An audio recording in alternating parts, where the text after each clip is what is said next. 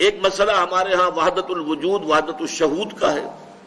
اگرچہ یہ مسئلہ خالص فلسفیانہ ہے، اسے دین کا اور عقائد کا مسئلہ نہیں سمجھنا چاہیے، لیکن یہ ہے کہ وجود جو ہے مشترک ہے، اللہ کا وجود ہے، ہمارا بھی وجود ہے۔ تو جس طریقے سے ہم علم کے مقابلے میں کہیں گے کہ اللہ کے علم کے مقابلے میں مخلوق کا علم نہ ہونے کے برابر ہے، محدود ہے، عطائی ہے، اس کا دیا ہوا ہے، حادث ہے، تو نہ ہونے کے برابر۔ چنانچہ آپ میں سے بہت سے حضرات کو یاد ہوگی دعائے استخارہ، جو اس کے بارے میں آتا ہے، صحابہ کرام بتاتے ہیں کہ ہمیں اس طرح حضور نے یہ دعا تلقین فرمائی اور یاد کرائی جیسے کہ قرآن مجید ہمیں پڑھایا اور یاد کرایا۔ اللہم انی استخیرک بعلمک واستقدرک بقدرتک واسألک من فضلک العظیم فإنک تقدر ولا اقدر وتعلم ولا اعلم وانت علام الغیوب۔ اے اللہ تجھے قدرت حاصل ہے، مجھے کوئی قدرت حاصل نہیں، تجھے علم حاصل ہے، مجھے کوئی علم حاصل نہیں۔ ظاہر بات ہے کہ اس کے یہ معنی تو نہیں ہے کہ کوئی علم حاصل نہیں، نفی مطلق کیسے ہو جائے گی؟ آخر حضور کو بہت سا علم حاصل تھا، ہمیں بھی کچھ نہ کچھ علم حاصل ہوتا ہے، تو لا علم لنا، اور یہاں جو فرمایا فإنک تقدر ولا اقدر ولا تعلم ولا اعلم، وہ تعلم ولا اعلم، تو جانتا میں نہیں جانتا، وہ اس اعتبار سے کہ ہمارا علم اللہ کے علم کے مقابلے میں نہ ہونے کے برابر ہے،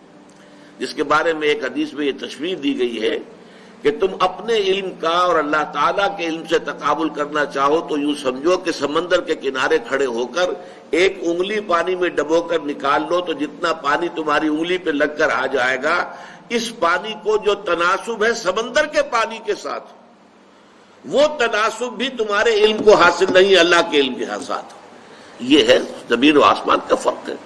تو گویا کہ ہمارا وجود اللہ تعالیٰ کے وجود کے مقابلے میں گویا وہمی ہے، خیالی ہے، حقیقی نہیں ہے، واقعی نہیں ہے۔ یہ وحدت الوجود جو ہے کہ لا معبود الا اللہ، لا مقصود الا اللہ، لا مطلوب الا اللہ، لا محبوب الا اللہ، اب اس میں ایک اوپر درجہ اور ہے، لا موجود الا اللہ، اللہ کے سوا کوئی موجود نہیں، یعنی وجود حقیقی صرف اللہ کا ہے۔ باقی جو ہمیں وجود نظر آ رہا ہے، نظر تو آ رہا ہے نہیں، اس کی کوئی حقیقت نہیں ہے، یہ سراب ہے۔ جیسے پانی نظر آتا ہے، اسے آپ دیکھتے شاید پانی ہے، پانی تو وہ نہیں ہے، سراب ہے وہ تو۔ لہذا اس کے لیے جو شعر کہے گئے کل ما فی الکون وہم او خیال اور رکوس فی المرایا اور ظلال، اس کائنات میں جو کچھ ہے یا تو وہم ہے ہمارا یا خیال ہے ہمارا، اور یا یہ کہ جیسے شیشوں میں آئینوں کے اندر عکس نظر آتے ہیں، آپ آئینے کے سامنے کھڑے ہیں اور ادھر بھی نظر آ رہے ہیں، آپ کا کوئی وجود آئینے کے پیچھے نہیں ہے، نظر تو آ رہے ہیں کہ نہیں؟ تو ہاں اگرچہ آپ دیکھ رہے ہیں لیکن آپ کا وجود کوئی نہیں ہے۔ تو جیسے کہ آئینے کے اندر تصویریں بن جاتی ہیں اور عکس نظر آتا ہے، یا یہ کہ درخت کا سایہ جو ہے زمین پر پڑ رہا ہے، ظلال ظل، تو اس سے زیادہ حقیقت اس کائنات کی نہیں ہے۔ اب یہ اس میں دو ہمارے جو بہت بڑے بڑے بزرگ ہیں جن کا اختلاف ہے، وحدت الوجود شیخ ابن عربی اور وحدت الشہود شیخ احمد سرہندی۔ معاملہ چونکہ بہت باریک ہے، میں اس کی تفاصیل میں نہیں جاؤں گا، میں نے اس پر اپنا موقف جو ہے بہت تفصیل سے سورہ حدید کا جب درس پچھلی مرتبہ میں نے دیا تھا تو اس میں تفصیل سے بیان کر دیا ہے، اب اتنا موقع نہیں ہے۔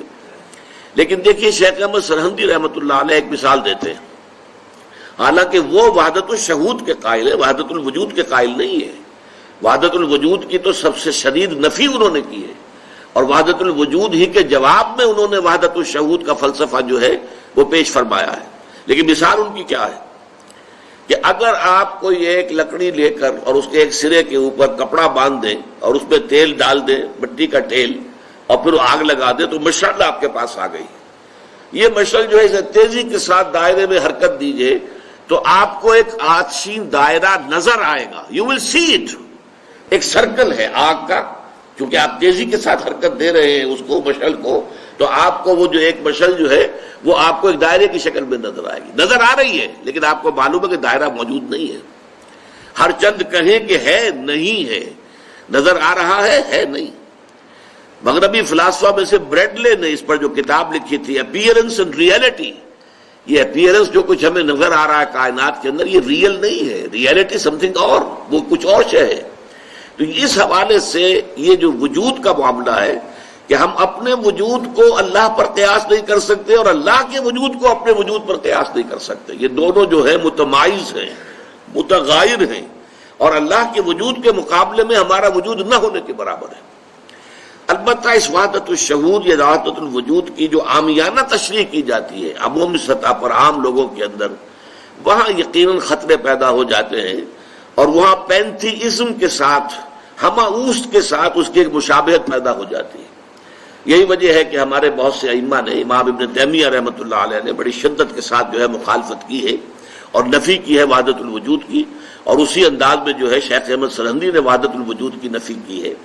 اس لیے کہ وحدت الوجود کی تعبیر جو ہے باریک ہو کر پینتھیزم کے ساتھ جا کر مل جاتی ہے، ہمہ اوست کے ساتھ. اس حوالے کو یوں سمجھنا چاہیے کہ در حقیقت اس میں زمین و آسمان کا فرق یوں ہے، پینتھیزم میں کائنات کو حقیقی مانتے ہیں، اللہ اس کائنات میں گم ہو گیا ہے، اللہ نے یہ شکل اختیار کر لی، اب اللہ کا وجود علیحدہ نہیں ہے، اللہ اس کائنات میں گم ہو گیا، حل ہو گیا. جیسے نمک پانی میں حل ہو گیا، اب کہاں نمک آپ کو نظر آئے گا، یا چینی تھی پانی میں حل ہو گئی. تو یہ جو ہے یہ کیفیت ہے کہ اب وجود حقیقی کائنات کا اور اللہ کا وجود گم. جبکہ ان حضرات کا کہنا یہ ہے، چاہے وہ شیخ ابن عربی ہو اور چاہے شیخ احمد سرہندی ہو، کہ کائنات کا وجود ہے ہی نہیں، نظر آتا ہے.